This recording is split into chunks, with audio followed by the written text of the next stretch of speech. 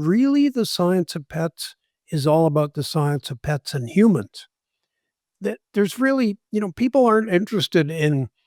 I don't know why people keep sending me pictures of their dog by itself, because it's really about them and the dog and what they think about the dog and how the relationship goes between them and their dog.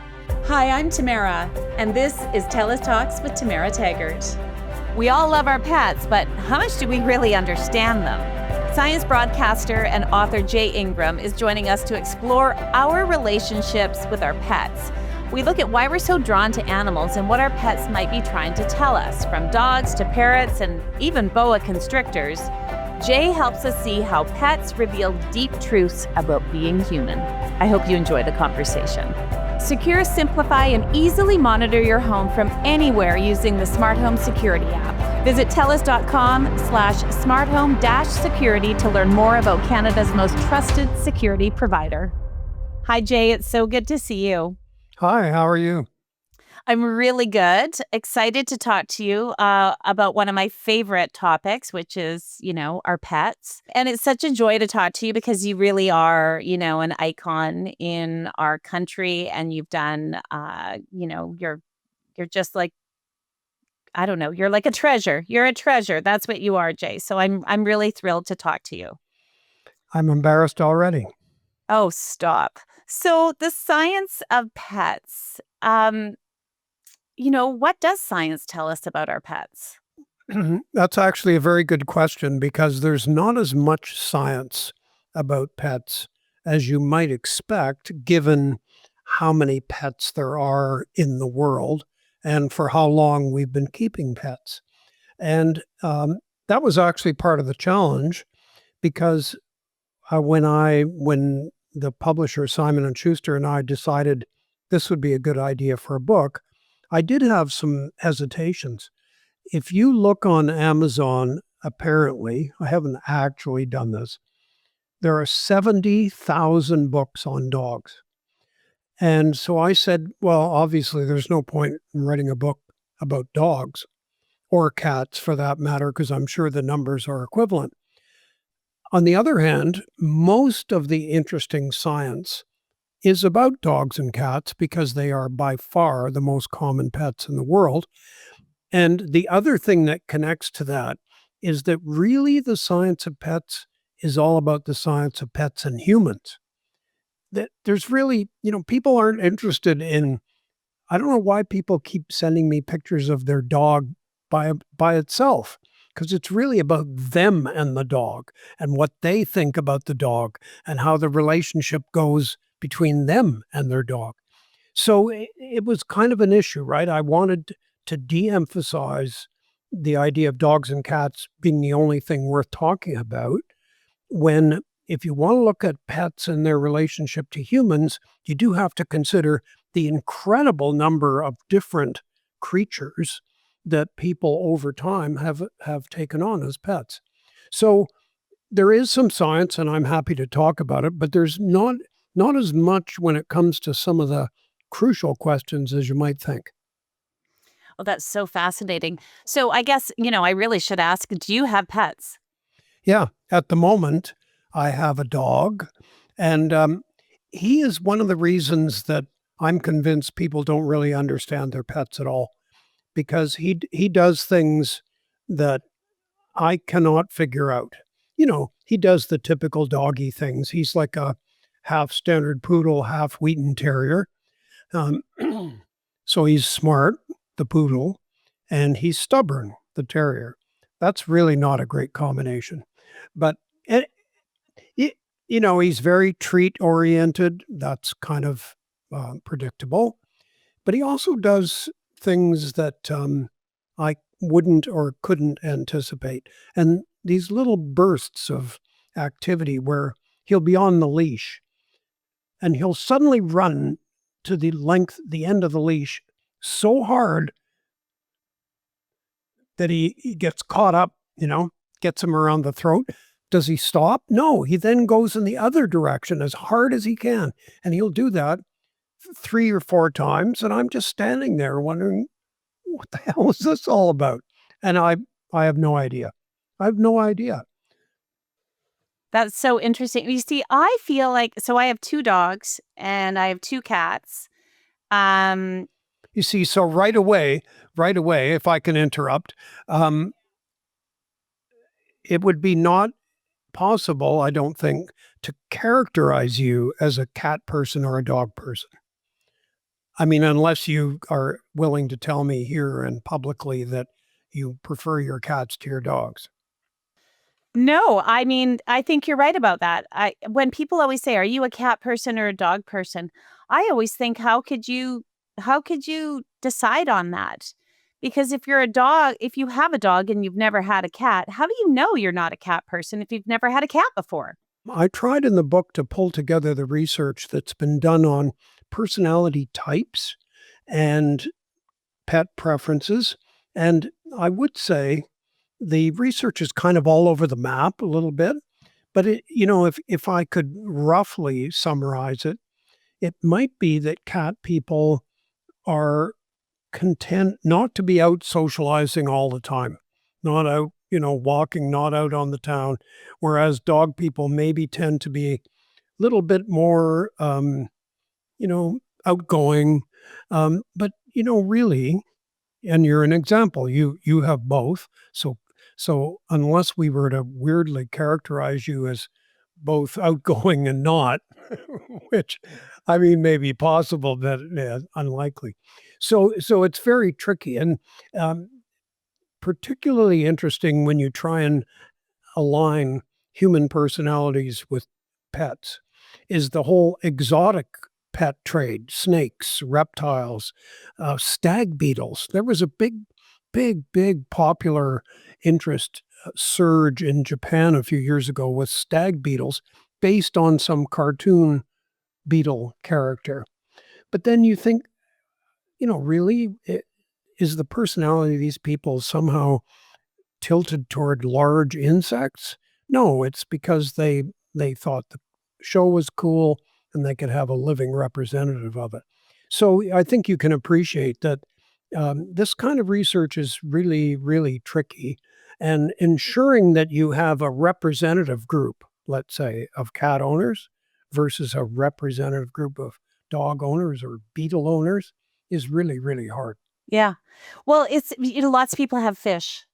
And it can stare into a fish tank where it's mesmerizing and, it's either your thing or it's not your thing. I mean, I get that. I had birds, right? I had budgies and I had a lovebird and I love animals. And so I know that I'm not unusual. There are lots of us in the world, right, that love animals. If I could I had a horse when I was a teenager. Also, an animal that I suggested should qualify as a pet, and it faces this enormous barrier of really not being able to come inside. Unless you have a mini. Yeah, yeah, exactly. And then they have everything going for them, plus in terms of smarts, sensitivity, intelligence, everything. So I have very little experience with horses, but I read enough when I was writing the book that I thought, they definitely should be there. But when you say you love animals, I began to think that um, there's a really interesting basis for this. Um, Great biologist E.O. Wilson, now dead, said, didn't coin the term biophilia, but he made it popular. The idea that humans may even have an inborn and innate love for other living things, which could even extend to plants. But let's keep it to animals for now. Like there's just something interesting about them that makes us interested in them and perhaps attracted to them. But this plays out in many, many different ways, some of which seem like the exact opposite to pet keeping. So definitely it applies to pets. It applies to farmers, even if they're raising pigs and sheep for the market. It's not like they hate them or anything. They actually care for them. And then you think, well, if you go back far enough in history, the ancient Egyptians were obsessed with both dogs and cats, but especially cats But here's the thing. Cats, there are lots of paintings on tomb walls in Egypt that show that cats were being pampered, that eating a whole fish under the dining table while the humans ate. They were treated very well, but too well, because there are at least a couple of Egyptian gods that were based on cats, even represented as having cats' heads. It was accepted and recommended that if you wanted to make a sacrifice to that god, a mummified cat would be the perfect sacrificial item. And so, just getting back to the idea of biophilia and our attraction, in some cases, I think people like, the Catholic Church, say in the 15 and 1600s, used people's attraction and interest in animals, like cats, to promote their religious views. Just like really rich pharaohs in Egypt had giant zoos, it wasn't so much that they cared about the animals, but it was an advertisement for them. I'm powerful. I've been all over. I've conquered these countries with exotic animals. Look, they're all here. You can come and see them. So even Tiger King, right? What was Tiger King was definitely benefiting only himself, but he was smart enough to realize animals are very attracted to, humans were animals, but humans are attracted to exotic animals like tigers. And so that's his PR. So, Jay, before we continue, I just want to mention that we like to thank our guests for being here by asking them to choose a registered Canadian charity. You chose the Nature Conservancy of Canada, and so we will make a gift in your name to them. And I just wanted to thank you for choosing them. Well, thank you for doing that. Yeah, so thank you for that. Is there anybody that walks down the street and someone's coming at them and they have a mini Dachshund puppy? Is there anyone that's not stopping to look at that puppy? I mean, come on. Well, I might not. Oh, No, I would.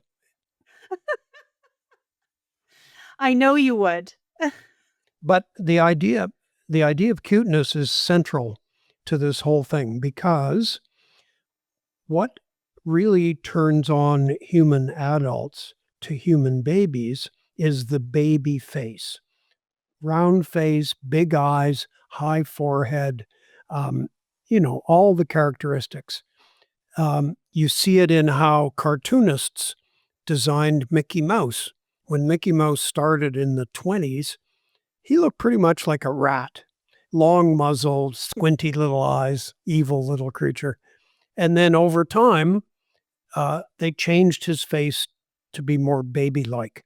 And the great animal behavior expert Konrad Lorenz had argued that the cuteness of human babies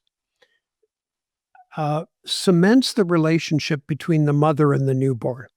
There's just something about the baby's face that attracts the mother's attention, and that's absolutely crucial for the survival of the baby and, in fact, for the preservation of the human species. And so he argued that people are attracted to cute faces. And if you look at puppies, baby birds, almost the young of anything, they have baby-like faces. And then you look at some of the more popular dog breeds today, French Bulldog, for instance, flat face, prominent big eyes. They have that baby-like face, whereas, say your miniature Dachshund walking down the street may not have quite that same look. But there is something about cuteness, and there is something about a human attraction to it, regardless of species, that somehow plays a role. And when it comes to people choosing, let's say, dog breeds, it applies to cats too, but more research on dogs, weird things play a role. Has that breed of dog starred in a movie recently? Rin Tin Tin, the famous German Shepherd from years ago, Lassie, Collie from years ago, hero dogs. immediately, once movies were released, the number of people purchasing that breed shot up in as measured by the American Kennel Club. And even Cujo, the nasty Saint Bernard of the movie, prompted the sale of Saint Bernards in the years following. 101 Dalmatians, same thing. Suddenly, everybody wanted a Dalmatian. So, if you compare reasons for buying based on health, um, attitude, friendliness, and all these things that you think people might rank first, and then compare that to um, how. What about movies? What about TV shows? Uh, what about has Paris Hilton been carrying around one lately? Yes, she is, and so that's what drives people, and that's what makes you think and reinforces what I've come away with in writing this book, that it's so much more about the human than the pet. So, if people are influenced by that, they're really looking to have a pet that says something about themselves, not the pet. You mentioned boa constrictors. Um, I've seen videos of guys in T-shirts on the New York subway with a giant snake around their neck. Is that for the snake's benefit? I don't think so. It's an ad.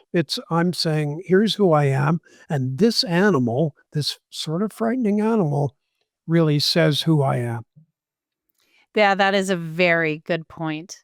One of my dogs, he's my second Airedale Terrier, and I got to tell you, I've always dreamed of having an Airedale Terrier. You know why? Because I think that they're so freaking cute. Like, they are just so cute. They're the biggest terrier there is.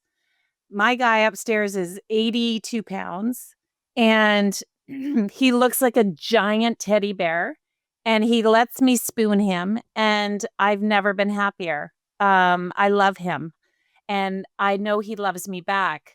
Right, Jay? Do do our animals love us? Well, clearly they form relationships with us, and I think those are based on affection. But I was recently away from home for almost a month, and somebody asked me, my dog's name is Robbie. How did Robbie miss you? And I said, well, based on his behavior when I came in the door, besides the fact that he actually looked past me to see if my wife was with me, he went berserk like he did. He was spinning around and he was making sounds that he never makes. And I said, so that does show that he's attached to me. But if you were to ask me, okay, when you say, did he miss you? Was he thinking about me 2 weeks ago when I wasn't there? I doubt it, like you just said. And B, it'd be almost impossible this is where the science is hard. It'd be almost impossible to figure that out. And so there are limits. But I got to ask you something. Because in the book, I wrote about people who need to have something of their pet after it dies. Now, that can be ashes, a paw print, but there are more extreme things you can do. You can have your pet taxidermied. You can have your pet freeze-dried. And when people say, as you have, and I agree with you, so don't worry, when people say not just they're part of the family, but in many studies, people have asserted that the pet is an equal member of the family. I'm tempted to ask, would you have your brother taxidermied? Tell me, Jay, what is your bright side in all of this? What is your bright side? I love ending on a bright side. There is a bright side when it comes to animals in shelters. And this has been a pretty dark story through the first part of the 2000s, let's say from 2000 to 2010. Millions, not many millions, but let's say well over 1 million cats and dogs were euthanized in the US every year. But the number has really dramatically dropped by and again, I'm pulling a figure out of the air, but let's say about 50% from then until now. And it seems to be a result of people being more aware that it's just as good.